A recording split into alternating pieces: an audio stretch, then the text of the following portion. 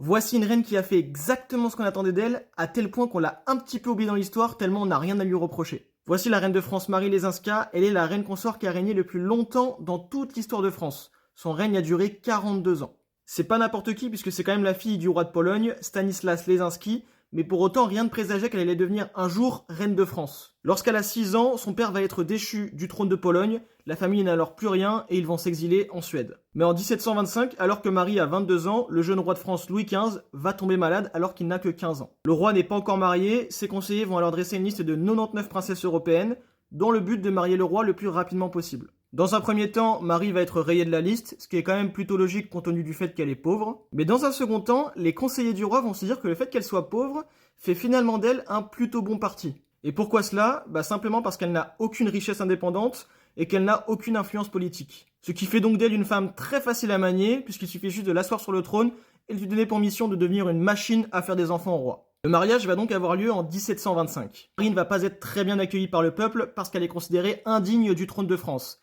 C'est une fille d'un roi déchu qui plus est de Pologne. Donc on peut quand même comprendre le point de vue du peuple. Elle ne va donner que 10 enfants au roi en 10 ans.